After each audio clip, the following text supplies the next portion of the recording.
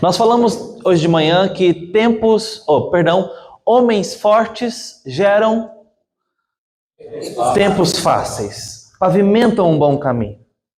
Agora à noite, eu quero dizer que tempos difíceis geram homens fortes. E os tempos difíceis, nós estamos falando em algo na abrangência de adversidade, de dificuldade, de dor, de movimentos contrários, de força contrária, de incômodo, tudo isso. Isso forja em nós coisas que a bonança e o bom tempo não fazem. Só para reforçar esse ponto, você se lembra quando Salomão disse o seguinte? Parece loucura o que ele disse, mas era o homem mais sábio da terra. E ainda inspirado pelo Espírito Santo. É melhor estar num velório do que numa festa. Difícil de engolir essa. Tem que parar para pensar. Mas ele está falando sobretudo sobre o proveito da vida, contra a vaidade, que é o desprezo do valor. Vaidade é fútil, é sopro, não tem forma, não se pega, é algo vazio, se vai, se esvai, não fica.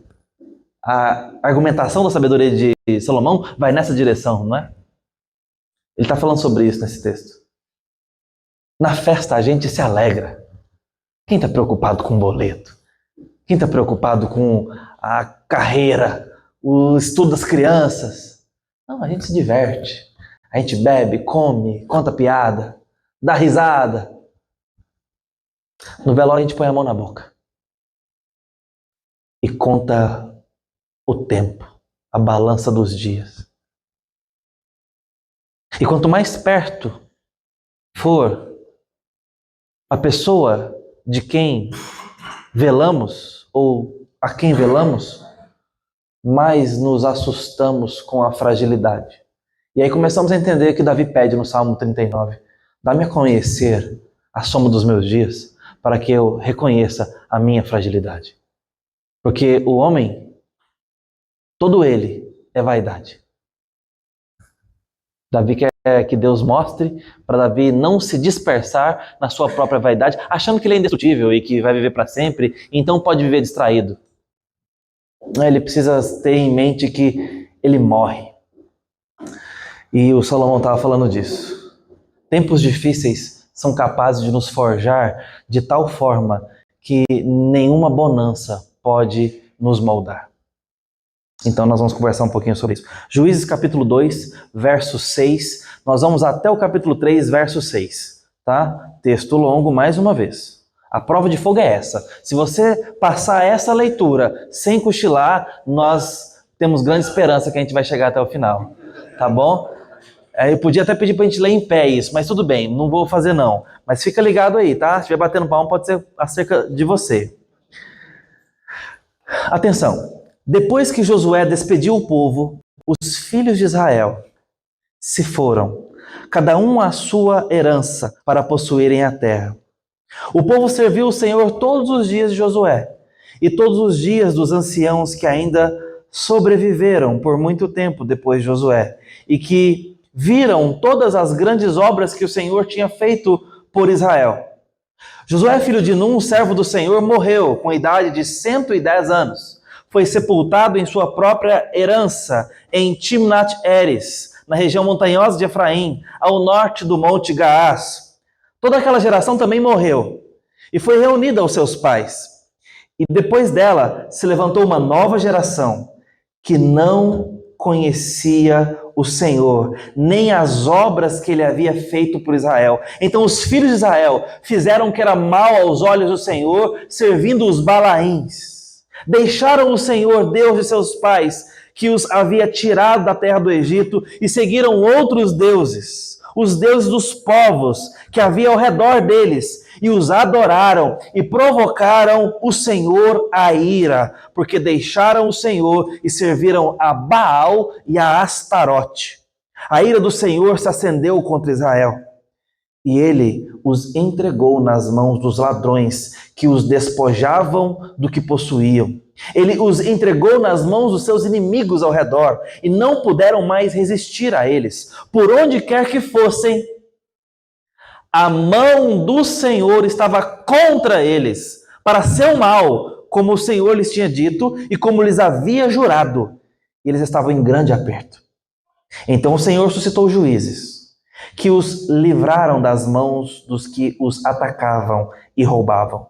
Mas eles não obedeceram aos seus juízes. Pelo contrário, se prostituíram com outros deuses e os adoraram. Depressa se desviaram do caminho por onde andaram os seus pais, na obediência aos mandamentos do Senhor, e não fizeram como eles. Quando o Senhor lhe suscitava juízes, o Senhor estava com o juiz e os livrava das mãos dos seus inimigos todos os dias daquele juiz, porque o Senhor se compadecia deles ante os seus gemidos, por causa dos que os afligiam e oprimiam. Mas quando o juiz morria, eles voltavam a viver como antes e se tornavam piores que os seus pais, seguindo outros deuses, servindo-os e adorando-os. Não abandonavam nenhuma de suas práticas, nem da sua obstinação. Por isso, a ira do Senhor se acendeu contra Israel e ele disse: porque este povo transgrediu a minha aliança, que eu havia ordenado a seus pais, e não deu ouvidos à minha voz, também eu não expulsarei mais de diante deles nenhuma das nações que Josué deixou quando morreu. Por meio delas, vou pôr Israel à prova, para ver se o povo guardará ou não o caminho do Senhor, como os seus pais o guardaram. Assim o Senhor deixou aquelas nações, e elas ficaram, e não as expulsou logo, mas as entregou nas mãos de Josué. São essas as nações que o Senhor deixou ficar para, por meio delas, pôr Israel à prova, isto é, para provar todos os israelitas que não sabiam de todas as guerras de Canaã. Ele fez isso tão somente para que as gerações dos filhos de Israel conhecessem a guerra, para lhes ensinar a guerra, pelo menos as gerações que anteriormente não sabiam disso. Os que ficaram foram,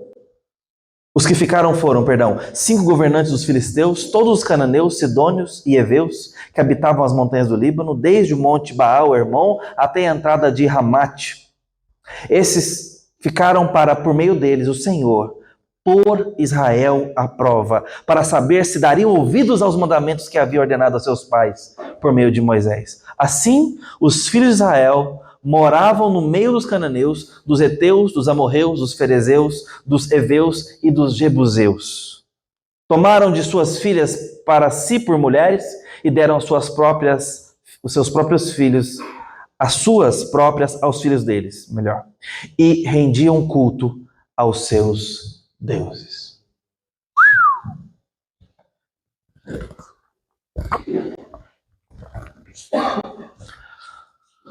Tony Orlando compôs uma canção que retrata de um símbolo norte-americano que provavelmente começou na ilustração de um filme sobre esse símbolo, mas que lembra da guerra do Iraque, já tem um tempo, presidente Bush ainda. Ali ficou muito característico esse símbolo norte-americano que tem uma mensagem fantástica. Tem um filme dramatizado, que dramatiza, esse símbolo, e o Tony Orlando compôs uma música muito bela que fala sobre ele, que é a fita de laço amarelo. A fita amarela amarrada, ela simbolizava o desejo do regresso de alguém.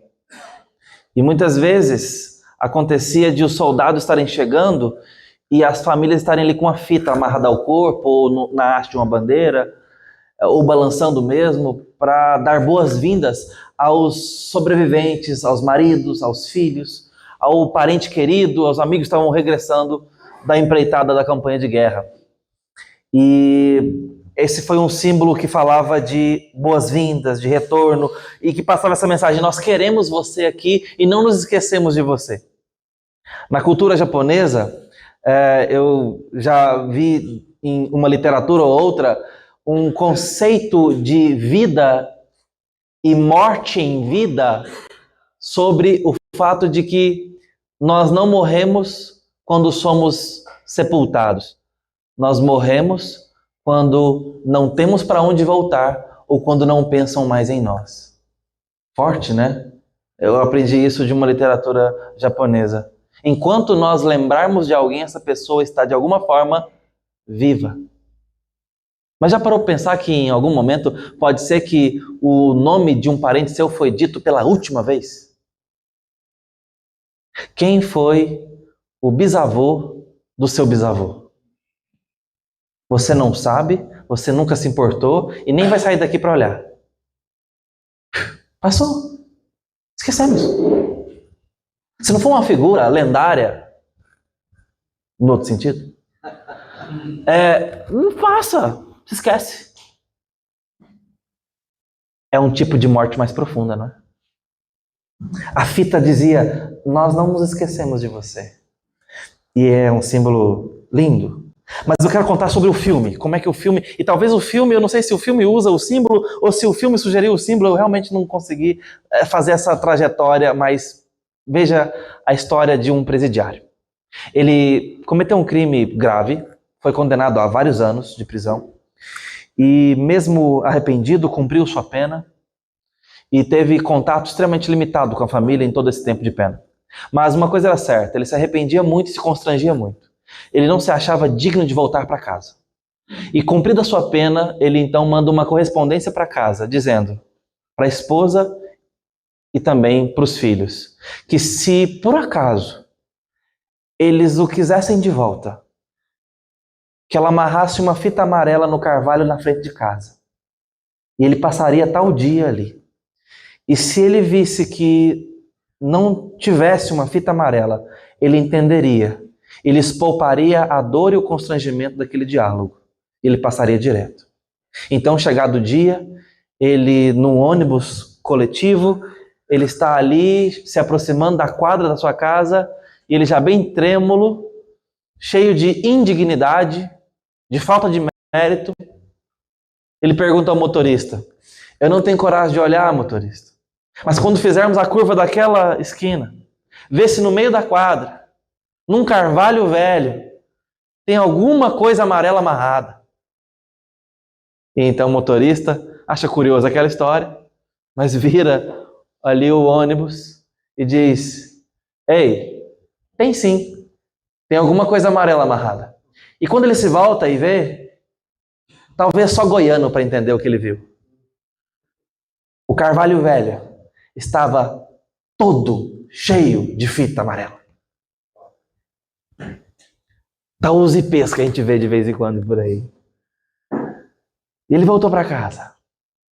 Era uma mensagem de, do que você está falando, nós contamos os dias para te ter de volta. Perdão, retorno, esse é seu lar, essa é sua casa. O filme tem o seu clímax aí nessa cena, e aí talvez daí surgiu o símbolo, a gente não sabe se uma coisa fez a outra, mas o importante é a mensagem. Mensagem de aceitação, de amor, de retorno. De alguém que depois de um crime grave, de pecados da sua vida, tem para onde voltar. Tem lar, tem nome. O povo de Deus, nesse texto, nos mostra um crime sendo cometido contra o grande amor. Não só um crime, mas uma vida insistente de pecado. O texto nos mostra o ciclo dos juízes. Havia uma geração que temia o Senhor no tempo de Josué e conhecia a guerra. Isso é importante. E essa geração vai morrendo. E Josué morre. E a geração que veio depois é uma geração que não conhece a guerra. Que não conhece, veja o texto, o Senhor e o que o Senhor fez por Israel. As duas coisas são importantes. Conhecer o Senhor e o que o Senhor fez aos nossos pais. Eles não conheciam, eles tinham uma história pobre com relação a Deus e eles começaram a se desviar. E agora aqui eles vão começando a desconhecer o passado que Deus estava presente. Não sabia quem Deus era e o que Deus havia feito. na história, na família, nos pais. Deixa eu te perguntar rapidamente. Você conhece a história de fé da sua família? A gente teve um testemunho lindo aqui sobre isso agora. Talvez começou com você, mas pode ser que não. Olha, eu sou muito privilegiado. Eu falei sobre um pai não crente hoje, mas hoje, nessa oportunidade, eu quero falar de uma mãe crente. Minha mãe amou o Senhor Jesus e continua amando o Senhor Jesus. Ela é filha da dona Dirce, uma sim, de 1,5 m, de pura personalidade, criada na roça, aqui na região do interior de Goiás. Minha mãe nasceu na roça. E ali os americanos chegaram e evangelizaram presbiterianos, região do Vale do São Patrício. Construíram capelas das paredes largas assim, eles gostavam de fazer prédios que o vento não derruba. E ali a minha avó conheceu o evangelho, na missão presbiteriana. E gerou uma filha crente no Senhor Jesus, e alguns filhos crentes no Senhor Jesus, que amaram o Senhor Jesus e estão amando o Senhor Jesus até hoje. E que geraram filhos que temem a Jesus. Olhar para a história da minha avó é lembrar que Deus tem tido misericórdia de geração em geração. Porque eu conheci essa fé. E agora essa fé está sendo transmitida para os meus filhos. E se Jesus não volta, eu espero que os meus netos conheçam o Jesus da dona Dirce. Entende? E que Deus fez na história deles. Eu vi o que Deus fez na história da minha mãe, num casamento difícil, espiritualmente conturbado. Vi meu pai buzinar numa variante amarela na frente de uma igreja cristã evangélica ali no Riviera, em Goiânia, para tirar minha mãe de uma reunião de oração. Cenas como essa. Já vi ele amassar uma Bíblia inteira da minha mãe porque tiveram uma discussão feia. Já vi isso acontecer. Já vi minha mãe ser confrontada por demônio na mesa de casa porque estava tentando ali expulsar um demônio da sua sobrinha e o demônio pôr um copo d'água todinho dentro dessa mesma Bíblia e falar, fecha, só abre daqui 40 dias. Eu vi. A vida, a história de fé da minha mãe não foi fácil, não. E está firme no Senhor Jesus. E ela me ensinou a temer a Jesus. Esses homens perderam o Deus dos seus pais. E Deus enfatiza isso aqui com muita veemência. Eles perderam a fé dos seus pais.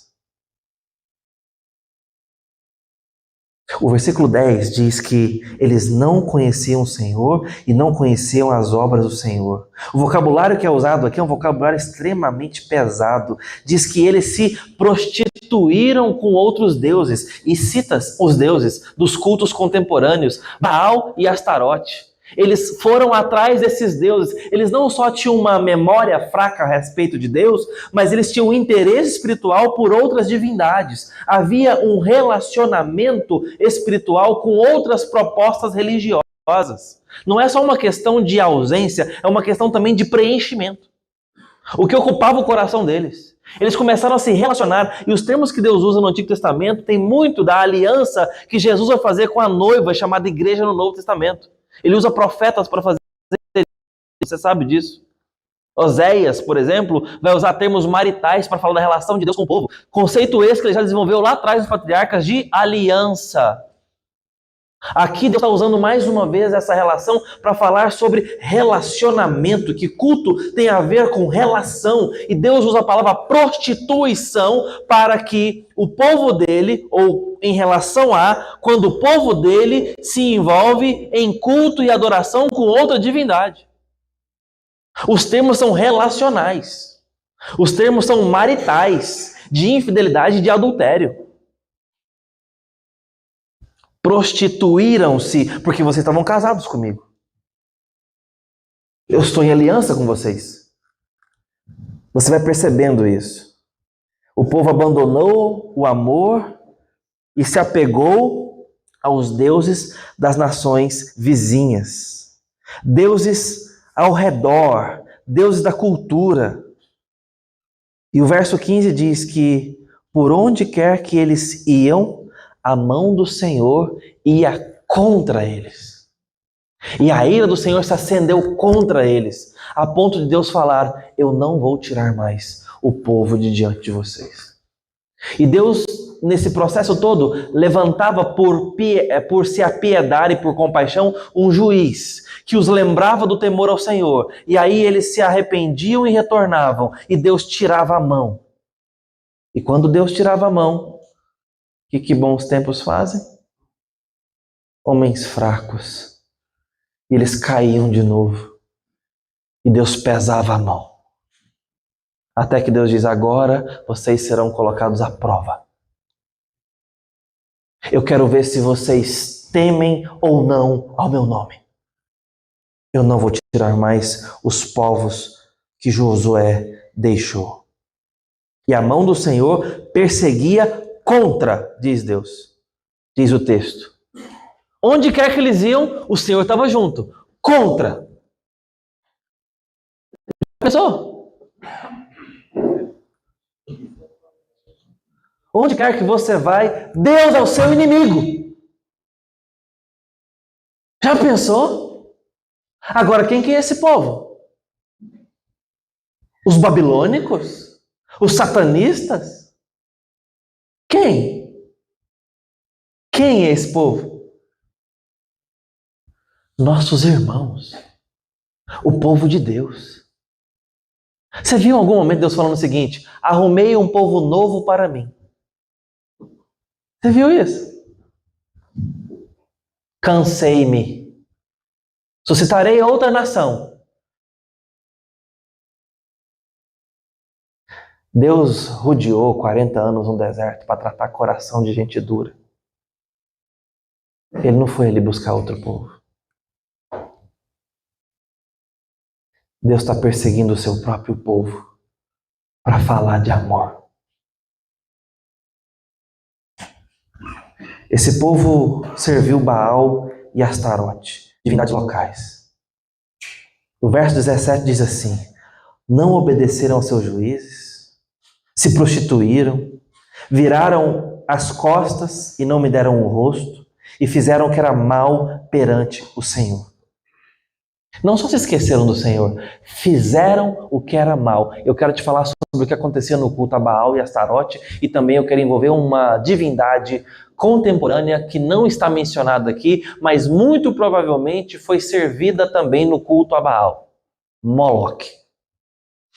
Essas três divindades têm uma coisa em comum: o interesse em crianças. As escavações mostram, eu sou professor de arqueologia no seminário, pensa, vendo isso aqui e lendo esse texto. As escavações mostram que no culto a Baal há vasos de cerâmica dedicados no culto, com ossadas infantis.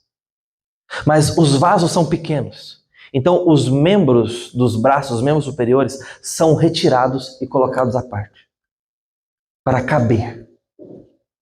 E tem mais um problema: Moloque. Moloque certamente de onde vem a semântica moleque, que a gente fala tão despretensiosamente. E eu não sou de ficar demonizando língua por conta de origem, mas eu quero que você pense sobre isso. Moloque exigia que crianças fossem queimadas numa estátua metálica, provavelmente de bronze, com os braços estendidos. E ali infantes eram colocados numa churrasqueira. Isso era o culto a esse Deus, a essa divindade. Isso a história mostra com certa facilidade. A gente persegue isso aí e encontra. Com muita facilidade. Isso era comum no mundo antigo. O povo de Deus estava envolvido no culto a esses deuses.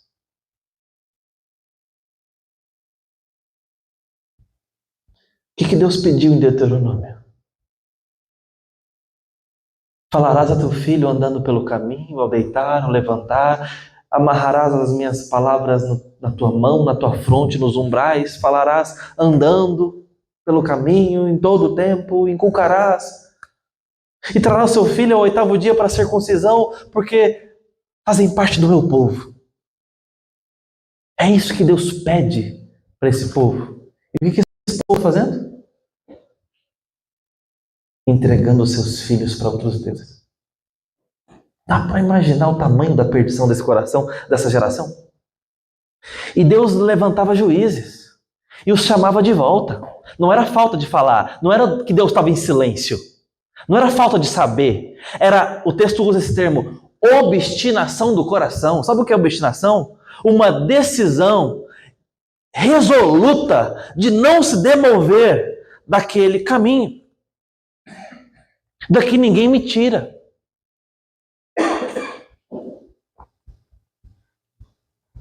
Eles estavam se prostituindo com esses deuses. Seguiam outros deuses e adoravam. E não deixavam as suas más obras. E o verso 9 diz ainda um detalhe. Eles se tornavam pior do que a geração anterior.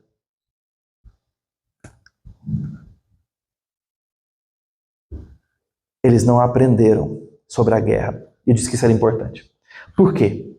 Porque foi na guerra, de uma forma especial, que eles viram tempos difíceis, onde a poderosa mão de Deus os guiava, os cuidava, os provia, ia adiante deles e dava livramento, e dava direção, e dava vitória no mau tempo.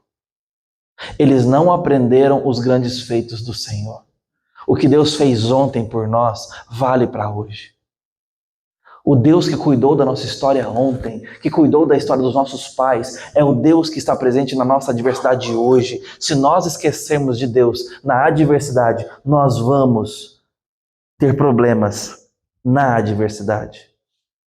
E Deus está mostrando o problema de uma geração não comunicar fé a outra geração.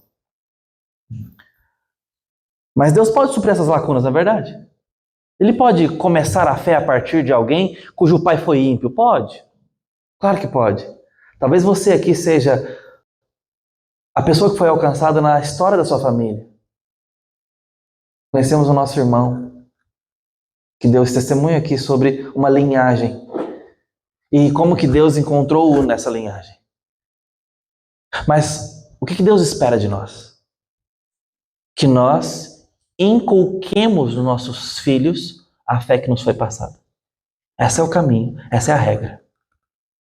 E essa é uma responsabilidade com a próxima geração. Deus está denunciando e condenando essa geração por falta de transferência da fé, por falta de testemunho em casa, por falta de cuidado com a próxima geração. Esse povo fez isso com o coração obstinado e decidido. Então, eles chegam no seguinte ponto: não tememos mais a Deus. Uma geração que não mais temia a Deus. Tem uma irmã da nossa igreja que trabalha muito com intercâmbios da igreja de Anápolis Central, com outras culturas, com a Inglaterra. Ela conta uma seguinte história, que ela estava com uma colega de quarto uma vez, e ela, por um acaso, falou que era cristã e começou um diálogo sobre isso. A jovem de mesma idade, na época ali, seus 20 e poucos, 20 e tantos anos, falou assim com ela. Ficou muito surpresa sobre o fato dela se declarar cristã. E começou a conversar com ela sobre coisas que ela também acreditava de contos. Como que de fadas? Que ela tinha certas histórias que ela lembrava da infância e tal, e achou que estava tendo um diálogo de quebra-gelo ali de pau a pau, de igual para igual. Ah, você gosta de Jesus? Eu gosto da Sininho, do Peter Pan. Mais ou menos isso. Eu não lembro exatamente os exemplos que ela deu, mas a conversa era essa. E ela voltou para o Brasil assim, chocada com essa realidade. Porque a menina não estava sendo jocosa com ela. E isso é pior de tudo. Porque ela não fazia ideia do que ela estava falando quando ela falava de Jesus. Claro, ela sabe que é uma questão de religião. Mas ela achava fofo a ingenuidade de uma fé de alguém dizer-se crédula em Cristo. Achava isso bonito, mas completamente sem sentido. Porque uma geração não conheceu a história e as raízes de uma fé antiga, de um livro antigo, de fundamentos da fé. Igrejas na Europa, na Inglaterra, hoje são museus, bares, pubs, restaurantes de luxo. Você sabe disso. Uma geração não passou a fé para outra geração. Basta uma geração para termos um rombo de fé no futuro. Uma geração. Talvez o pastor Samuel já falou a muitos aqui que são da Igreja Central. A seguinte frase que eu vou lembrar vocês. Uma igreja sem crianças dura no máximo 60 anos. Uma igreja que não tem barulho de criança está fadada a morrer em 60 anos no máximo. E acabou. Já pensou nisso? Ué. Vai terminar aquela geração, a outra envelhece e acabou. Como Deus restaurará o temor de uma geração se nos esfriarmos e virarmos as costas e não o rosto a Ele? Eu quero te dizer uma coisa, que a maior necessidade da sua história e da minha história é aprendermos a temer a Deus. Essa é a maior necessidade da sua vida. Nada vai substituir isso no seu caráter, na sua vida, na sua identidade, na sua responsabilidade como pai, como profissional, como gente. Nada vai substituir a necessidade de temermos a Deus. E Deus não abrirá mão disso na nossa história. Deus não vai abrir mão de fazermos conhecermos e aprendermos o temor ao nome dele. Agora, como ele faz isso? E você quer saber? Aqui reside o problema e a esperança.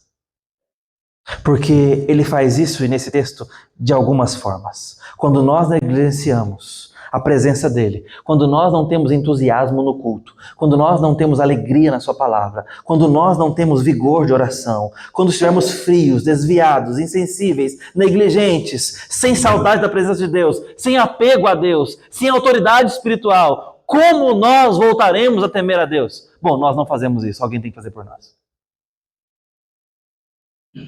E pode doer muito. Porque Deus faz isso de algumas formas aqui. Ele faz isso apesar de tudo que fizeram, do jeito que se prostituíram, do jeito que viraram as costas para Deus, do jeito que blasfemaram, do jeito que foram incrédulos, do jeito que foram terríveis para com o nome de Deus, do jeito que quebraram a aliança com Deus. Apesar de tudo isso, Deus os amou e não saiu de perto deles. Deus não dá as costas a eles. Deus está ali. Deixa eu usar um exemplo extremamente limitado, a partir da parte grande para a parte pequena. A parte pequena é nós. Somos nós. Muitos aqui têm filhos. Seus filhos já quebraram a sua confiança várias vezes. Seus filhos já desonraram você várias vezes. Basta 2 aninhos, quando chega a adolescência da infância. Ele já mostra todo o potencial adâmico que tem. Não é? O que você fez? Jogou fora? Trocou? Taca, Nilvan. Não foi. Talvez você já deu vontade de falar assim, ó. Quando tiver 18 anos, eu coloco de volta. Aí você vê, em 2 dias, quer guardar de novo. Agora o pacote é maior. Não tem para quem devolver. Obrigado, irmão. Você pode deixar até um dia com o vovô, com a vovó. Mas é só também.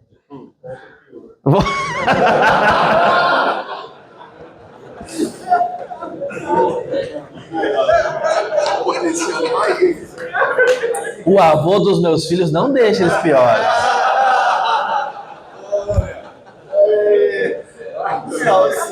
Eu tive que proibir voar para motor? Tive.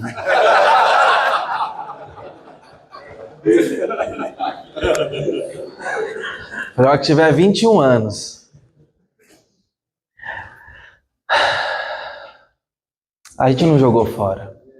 Talvez você teve vontade, mas não jogou.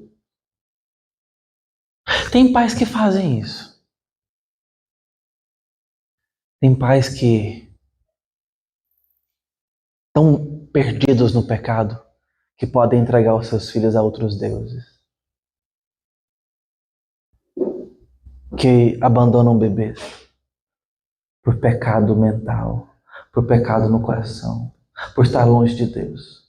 Deus nos leva aos nossos filhos. E mesmo pais maus como a gente, limitados, quando o filho pede pão, a gente não dá pedra. E quando eles nos desonraram, nós tentamos corrigi-los. Ainda que de forma imperfeita, nós tentamos corrigi-los. Nós tentamos guardar os corações. Nós tentamos mostrar o caminho. Nós demos direção. Foi ou não foi? Nós não os abandonamos.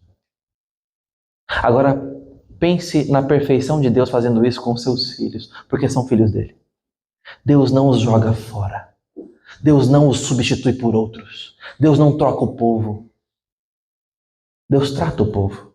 A primeira coisa que eu quero que você veja é que para restaurar o temor a Deus, Deus não pode estar longe.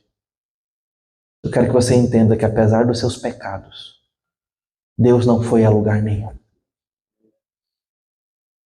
Deus está aqui. Quando nós voltamos e Deus não saiu do lugar. Há uma canção de Canto Verbo que fala sobre a canção do filho pródigo e na sua poesia diz o seguinte: volta quando quiser, o prato ainda está à mesa, o guarda-roupa ainda está vazio, a cama ainda é tua. Deus não foi a lugar nenhum, mesmo quando você saiu para longe. Mesmo na nossa obstinação do coração, Deus está ali. A primeira forma de Deus nos mostrar o caminho do temor é estando presente. Isso não é aval para a gente pecar. Eu tenho tido a surpresa de lidar com gente vindo de outras denominações evangélicas, normalmente de linha arminiana e de tradição pentecostal. E conhecendo a teologia formada pela primeira vez, e eu vou falar isso com muito cuidado, mas é recorrente a indignação com a doutrina da perseverança dos santos. Quando se diz o seguinte: pastor, então você está querendo me dizer que uma vez salvo, salvo para sempre? Sim. É isso que eu entendo da teologia de Paulo aqui. Então quer dizer que eu posso sair para o mundo e pecar o tanto que eu quiser, que eu vou continuar salvo? E eu tenho que respeitar o raciocínio e dizer, sim, é isso mesmo. E a pergunta é isso que está no coração de um salvo? Querer segurança para ter a carteira de habilitação para o pecado e não perder a sua salvação? Claro que não. E por coerência são pessoas que amam a Deus e dizem, não é isso que está no meu coração. É só uma perspectiva de entender onde entram as obras da santificação no processo de salvação. Mas é recorrente o susto com essa doutrina a partir do apóstolo Paulo. Muito comum. Eu sei de irmãos aqui que são de outras tradições evangélicas que talvez possam entender exatamente do que eu estou falando. Pela forma de instrução, pela forma de pensar. Aqui não é um aval para o pecado. Muito pelo contrário, é um direcionamento para o constrangimento. Deus está presente, mesmo quando eles cospem na sua face. Mesmo quando eles deram as costas para Deus, Deus não os troca. Deus trata o coração. Deuteronômio 30, verso 9. O Senhor teu Deus circuncidará o teu coração para amares o Senhor e para que vivas. É um Deus que faz aquilo que nós não podemos fazer e está perto para fazer. E Ele não só está perto e não vai a lugar nenhum, mas a segunda forma que Ele prova o seu amor, nos renovando o temor, é justamente assim, nos corrigindo. Ele fica presente, não vai a lugar nenhum. Em segundo lugar, nos corrige. A ira de Deus é a esperança da nossa santificação. Muitas vezes esse é o caminho. Deus se levanta contra eles, verso 14 e 15, a sua ira se acendeu contra eles e eles não puderam mais resistir. E Deus, jurando pela sua palavra, colocaram eles em grande aperto. Verso 16, continua dizendo sobre isso. Ali estava todo o ciclo de como Deus suscitava misericordiosamente um juiz e como eles se obstinavam pior do que a antiga geração. Eles se quebrantavam, choravam, se arrependiam, então Deus levantava o juiz para eles. Eles voltavam à presença de Deus e o juiz morria e eles se tornavam piores. Voltavam a fazer pior do que a geração passada. E todos esses juízes apontavam para o que Deus vai fazer por nós. Porque Deus levantará um rei justo e bom. Um rei puro. E é muito mais do que Davi. E nós seremos santos. Mas até lá, temos que responder. E nessa hora, Deus provoca o arrependimento, castigando o seu povo, não tirando a mão de cima deles. Ele os oprime, os aflige, traz a sua vara, traz a sua mão pesada. E eles então começam a se demover do seu mau caminho. Quebrados, açoitados, olham para Deus com temor renovado. Será que nós precisamos ser amassados para voltarmos a temer a Deus, para que os nossos filhos tenham esperança de fé? Use as suas dores, use o seu mau tempo, use as suas adversidades para olhar para o Senhor como você nunca deveria ter deixado de olhar. Nas palavras do pastor John Piper, não desperdice seu câncer. Use-o para a glória de Deus. Tempos difíceis podem ser a forja que Deus está dando para o seu caráter ser levado aos pés do Senhor. Não dê birra na adversidade, não esperneie, vá para o Senhor. Talvez é Deus te afligindo para que você vá para o lugar de onde você nunca deveria ter saído. Não desperdice o mau tempo. No tempo da pandemia, nós tomamos uma decisão muito dolorosa e muitas igrejas fizeram o mesmo. Nós decidimos que não improvisaríamos a ceia. E ficamos sem cear, entendendo que até isso é um problema de pecado. Mas entendemos que aquele tempo poderia ser um tempo de tratamento do Senhor aos povos. E que nós não poderíamos substituir todas as coisas e qualquer coisa. Deserto não é lugar para fazer cabana. Deserto não é lugar para ficar procurando oásis. E por mais que levantam-se falsos profetas e te digam que Deus tem você no centro do coração dele, que ele vai te amar porque você é lindo, porque você é fofo, porque ele vai te dar tudo que seus olhos contemplam, eu quero te dizer, não é assim que Deus faz conosco. Porque nem nós, limitadamente como somos, mimamos nossos filhos com tudo que eles veem e pedem. Nós dizemos não. Nós os restringimos. Nós não os entregamos os seus caminhos. Imagine que Deus, perfeito por nós, Deus é capaz de nos corrigir. Deus é capaz de nos afligir. Deus é capaz de nos dizer não. Deus é capaz de nos dar mau tempo para que nós tenhamos o imprescindível. Deus é capaz de tirar de nós coisas importantes para que não percamos o imprescindível. Ele está fazendo isso com esse povo. O Deus das Escrituras quer que a gente volte a temê-lo como nunca deveríamos ter deixado de temer. Deus quer os seus votos. Deus quer o seu coração todo temendo a Ele.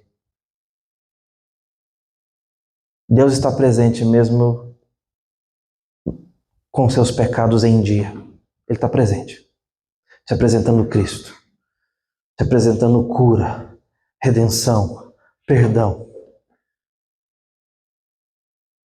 Deus está balançando uma fita amarela para você, dizendo: tem lugar à mesa. Você pode voltar para casa. Mas você precisa temer o meu nome. Se você não tiver temor, você não terá adoração. Se você não tiver adoração, você não terá santidade. E sem essas coisas, nós não teremos Deus na vida. Nós não andaremos com Ele. E a próxima geração está desabastecida dos seus arautos. Eu quero te enviar para casa comigo, pensando que o imprescindível de Deus para mim é eu temer o nome dEle. Temendo o nome dEle, você vai dizer não para suas tentações. Temendo o nome dEle, você vai consultar a Ele para tomar decisões financeiras. Temendo o nome dEle, você vai ter um relacionamento santo com a sua esposa. Temendo o nome dEle, você vai priorizar o que precisa ser priorizado em relação aos seus filhos. Temendo o nome dEle, todas as coisas se ajustarão na sua vida. Não estou falando de prosperidade, não estou falando de bom tempo, talvez esteja falando exatamente do contrário. Mas é onde tudo tem que estar. E nós, na presença de Deus, como coluna e farol para a próxima geração andar segura. Porque tem ali um homem que teme a Deus. Esses são os nossos irmãos. Se você não consegue ter esperança acerca da sua história ao olhar para esse tipo de gente, ou seja, tem esperança para mim e para você. Eu e você podemos voltar à mesa do Pai. Eu e você podemos voltar para a casa do Pai. E podemos ter a comunhão com Ele que nunca tivemos, ou que deixamos de ter. Eu quero pedir a Deus autoridade espiritual sobre a sua vida hoje. Eu quero pedir a Deus unção nova sobre a sua vida.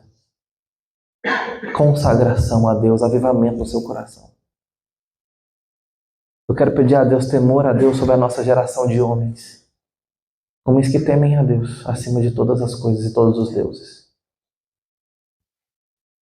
Eu quero pedir a Deus homens consagrados. Homens que amam o Senhor. E as suas esposas terão um sacerdote onde estarão seguras. Não porque você e eu somos perfeitos, porque não seremos. Mas porque nós amamos o Senhor. E o Senhor é perfeito. Mas porque nós tememos o Senhor nas nossas decisões. E a sua palavra é digna de confiança. Quero orar pela sua vida. Talvez entre nós aqui há homens que queiram renovar os seus votos com o Senhor. Entregar o seu coração para ser avivado no Senhor. Voltar para casa. Refazer sua aliança com Deus. Refazer seu posicionamento aos pés do Senhor. Eu não tenho a menor ideia da sua trajetória, eu não sei onde você está espiritualmente nesse momento. Mas talvez Deus esteja te chamando de volta para casa hoje, para você se dobrar diante do Senhor e falar: Senhor, me aceita de volta. Eu posso voltar? Eu posso estar aos teus pés? Você quer fazer essa oração? É porque você não pode esperar e eu não posso esperar. Nós vamos tomar uma decisão pelo Senhor. O Senhor disse: eu quero pôr o meu povo à prova. E não é porque Deus não sabe, é porque nós precisamos tomar decisão. E Deus colocou o povo dele à prova, para o povo tomar decisão. Eu quero te chamar a tomar decisão, pelo Senhor. Se você hoje quer fazer um caminho de retorno à presença do Senhor, quer pedir ao Senhor uma renovação espiritual, eu quero orar pela sua vida. Se você puder se ajoelhar, eu quero pedir a graça de Deus na sua história. Quem quer receber essa oração?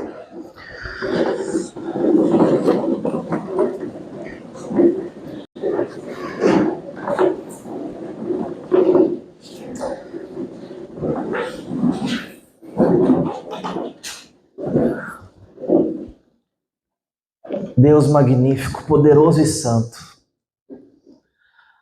Ó Deus, tem misericórdia da minha geração, da nossa geração que está aqui.